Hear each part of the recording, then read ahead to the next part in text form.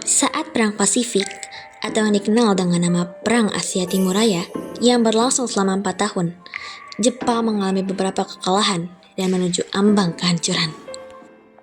6 Agustus dan 9 Agustus tahun 1945, Hiroshima dan Nagasaki dibom oleh sekutu, membuat Jepang semakin terperosok dalam lubang kekalahan.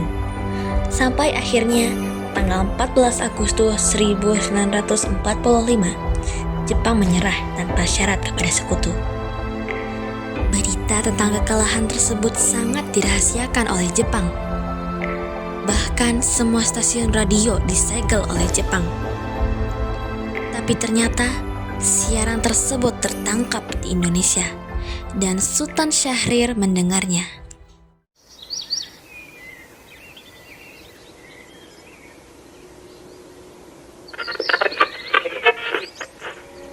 Till the end of time. The worst news of the defeat of Japan was surrendered unconditionally to the Allies. One of the reasons was the bombing of Hiroshima and Nagasaki on August 6 and 1945 by the Allies. As a result, Japan lost most of its troops and troops. Bung Hatta, bagaimana soal kemerdekaan kita, Bung? Bukankah soal kemerdekaan sudah diserahkan kepada PPKI?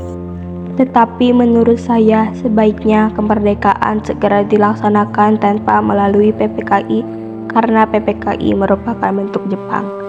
Dan jika kita merdeka melalui PPKI, sekutu akan menganggap Indonesia buatan Jepang. Sebaiknya kita segera memproklamasikan selagi kita dalam masa vacuum of power.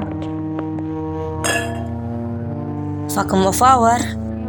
Saya mendengar dari radio bahwa Jepang telah menyerah pada sekutu.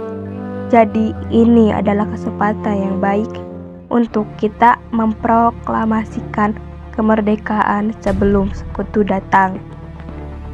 Bung Hatta dan Sultan Syahrir pun pergi ke rumah Bung Karno untuk memintanya memproklamasikan kemerdekaan. Namun Bung Karno merasa tidak berhak untuk memproklamasikan kemerdekaan. Karena menurut Bung Karno, yang berhak untuk memproklamasikan kemerdekaan adalah PPKI. Pada tanggal 15 Agustus 1945, pukul 10 malam di rumah Soekarno, berkumpullah golongan muda yang ingin mendesak Soekarno untuk segera memproklamasikan kemerdekaan Indonesia. Ada maksud apa saudara-saudara datang ke sini? Saya mendengar kekalahan Jepang atas sekutu dari radio divisi London di Bandung. Maka dari itu, kami dari golongan pemuda mengadakan rapat tadi siang dan hasilnya semua setuju agar Bung Karno dan Bung Hatta segera menyusun kemerdekaan Indonesia. Kita tidak bisa begitu saja memproklamasikan kemerdekaan. Kita harus membicarakan dalam rapat PPKI. Kita tidak bisa mempercayai PPKI karena PPKI bentukan Jepang dan kemerdekaan Indonesia bukanlah dari bangsa lain, melainkan dari bangsa kita sendiri. Bukan begitu, kita seharusnya tetap membicarakannya dengan PPKI karena tugas PPKI adalah mempersiapkan kemerdekaan.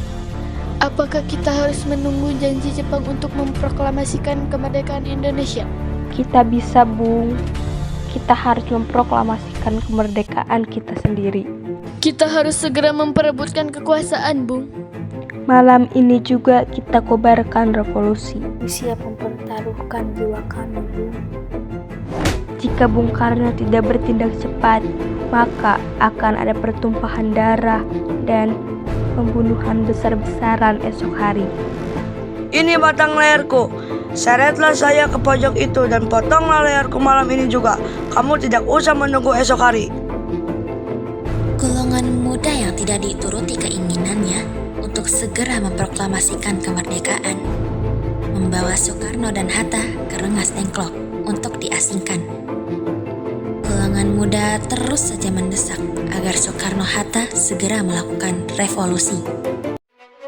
Bagaimana jika perkataan Jepang itu hanya janji manis belaka? Harus berapa lama lagi kita menunggu janji Jepang, Bung? Bung, ini kesempatan kita untuk merdeka. Jepang telah kalah, tinggal menunggu apa lagi? Jepang pasti memerdekakan kita, tapi bukan sekarang. Saya tidak setuju, Bung. Kami menginginkan kemerdekaan atas jeripayah kami sendiri, bukan hasil hadiah dari Jepang. Itu benar, Bung. Bila kita merdeka atas hadiah Jepang, maka kita bentukan Jepang dan kita akan dijajah lagi. Tenang, tolong. Lepaskan dulu ikatan Bung Karno dan Bung Hatta. Bung Karno, Bung Hatta. Kami memang belum mempertimbangkan masa ini dengan baik. Tapi, saya yakin kita dapat bangkit dan memanfaatkan situasi ini. Kesempatannya tidak akan datang 2 kali, Bung. Tapi, apakah kita bisa? Apakah semua ini mungkin kita lakukan? Tentu mungkin, Bung. Asal kita berusaha, kita pasti bisa. Lagi pula, para pemuda di Jakarta sudah menyusun strategi pertahanan untuk mencegah serangan. Baiklah kalau begitu, kita akan memproklamasikan kemerdekaan.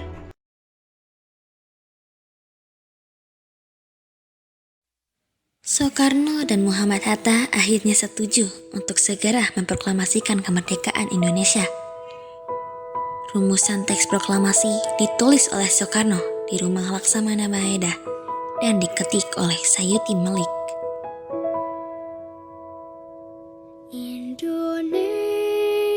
Tanggal 17 Agustus 1945 dini hari, saat semua orang sibuk menyiapkan proklamasi kemerdekaan, Soekarno meminta Fatmawati untuk menjahit bendera merah putih yang akan dikibarkan setelah proklamasi. Ibu, bisakah engkau menjahitkan bendera? Tapi ibu tidak punya kain, Pak. Yang ada hanya kain merah dan kain putih. Lantas bagaimana? Kalau begitu, buatlah bendera dengan sederhana. Yang penting kita ada niat. Baiklah, Pak. Oh, ibu punya ide. Bagaimana kalau kita namakan saja benderanya Sang Saka Merah Putih? Baiklah, kita akan menamakannya Sang Saka Merah Putih. Ya sudah, Bapak bersiap saja dulu untuk mempersiapkan proklamasi esok hari. Iya, Ibu.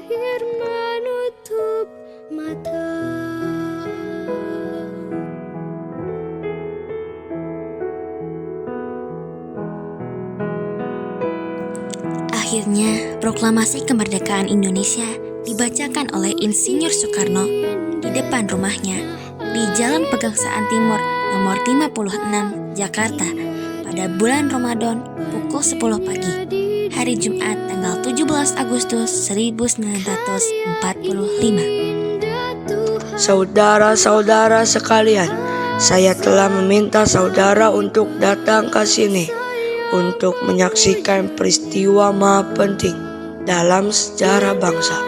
Beratus-ratus tahun bangsa kita berjuang untuk merdeka, mengorbankan beribu-ribu nyawa. Kita jauh bangun menyusun kekuatan untuk menggapai cita-cita. Semalam kami para pemuka rakyat Indonesia dari berbagai penjuru Nusantara bergabung untuk memusyawarahkan kemerdekaan bangsa kita. Inilah saatnya bagi kita untuk mengorbankan api revolusi kemerdekaan Indonesia. Saudara sekalian, dengan ini kami menyatakan kabulatan tekad kami. Dengarkanlah proklamasi ini. Proklamasi. Kami, bangsa Indonesia, dengan ini menyatakan kemerdekaan Indonesia.